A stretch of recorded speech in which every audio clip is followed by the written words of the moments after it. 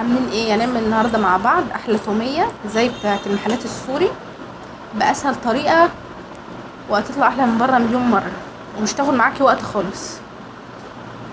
جنب بطاطس بقى، اي فراخ، سندوتشات، اي حاجه.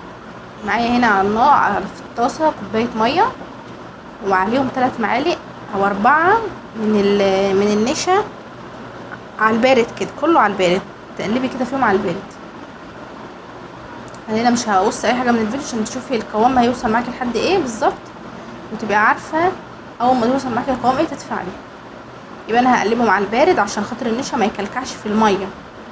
اقلب النشا مع الميه في على البارد، تمام. وبعد كده اولع النار بقى، تبقى ايدي فيهم كده على طول، مش هتاخد معاكي ثواني، وبتلاقيها بتربط معاكي وبتقفش. بصوا زي ما انتم شايفين كده. اي اكل من بره ممكن نعمله في البيت باحسن طريقه واسهل وانضف طبعا.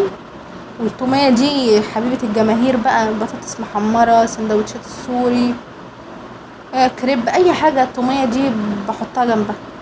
بصوا بقى ابتدت تربط ازاي كده. ايدي كفايه كده لحد ما الميه ما تختفي اهو. بس ما خدتش دقيقه على النار، بس كده انا اهو طفيت عليها. هسيبها بقى تبرد تماما عشان اعرف اشغلها في الخلاط معايا او الكبه. هنا بقى الكبه بتاعتي هنزل بالتوميه كده. بص قفشت ازاي.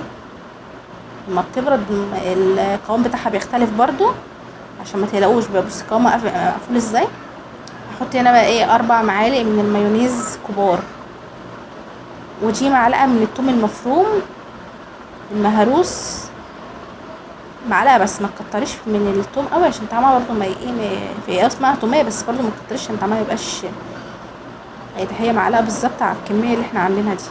ويبقى بقى الزيت، سرسوب الزيت نازل وانتي بتضربي في الايه في التوميه. بصوا السمك بتاعها كده حلو قوي كده، مظبوط تمام. هقسمها بقى. انا هنا هنعمل 3 اطعمه، اللي هي الحراقه والعاديه البيضه، واللي هي الايه الصفرا اللي بتبقى بالمستردة. بص السمك بتاعها حلو قوي، السمك ده كده.